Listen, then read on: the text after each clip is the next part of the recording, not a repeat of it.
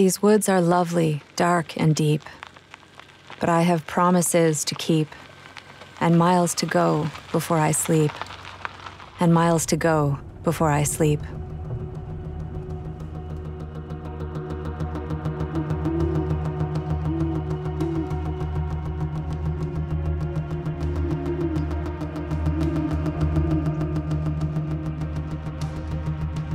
Tonight, the investigation team and I have set out to document one of the secrets of factory farming. The images I'll shoot tonight will haunt me for months to come, but they hold the key to helping millions of animals. Like a blanket, the darkness enfolds me. I breathe in the crisp air and look up at the moon. These surroundings calm me. They sharpen my senses, as they've done so many nights before. Every investigator knows that nightmares are not born of darkness. They emerge under industrial fluorescent lights. This is how modern-day chickens are raised.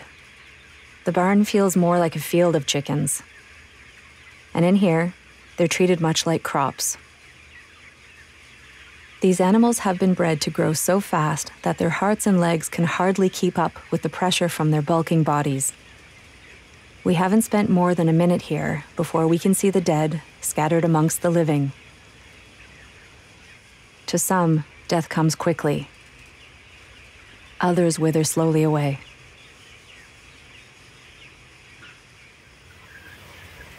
She starts to nod off a little bit when we're quiet.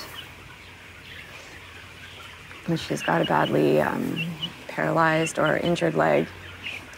So she pushes herself around, flaps around, but she can't really walk anymore. This is going to be her fate. She'll never receive individual care by a veterinarian. I'm so sorry. Her body isn't even close to being worth the price of a vet bill. I'm so sorry. Like hundreds of others in this barn, she will either die on her own or be killed by the farmer on his daily round to pick up the dead and dying. I wonder how these chickens will react once they realize I mean no harm. I stop shooting, sit down, and put my camera on the ground. At first, they're still cautious, but soon the bolder birds start to get closer. They're curious. Soon I find myself surrounded by a sea of chickens. I'm covered in chickens right now. They're clambering to get up here. There's tens of thousands of birds in here, but, you know, if these guys were at Farm Sanctuary or at any sanctuary, they would have a name. And it's just so different here. Here they're not individuals. I always had a love and a concern for animals, but I was in my 20s before my relation to chickens changed. My mom had pet chickens at home, and I fell in love with their charming ways and their quirks. But at the same time, I was eating chicken for dinner. I was quick to realize that these animals were no different from the dogs and other animals I so adored. I made a promise to animals then, one that I keep to this day, that I wouldn't harm them, that I'd use my camera to tell their stories, and that I'd never turn away. This chicken has never been pet before, and she loves it. I mean, chickens just love this. She's settling down onto my hand. She's starting to preen herself now because she likes what I'm doing so much. Look at this. She's settling into my hand because it's warm. She's happy. Yes. Yes, I like you too. I know that you're sweet. I mean, she's sitting in my hand. I'm feeling her little heartbeat. As dawn approaches, our time here is running out.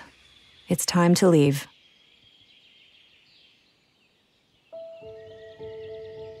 The stinging pain in my chest never lets me down. I get to leave. They don't.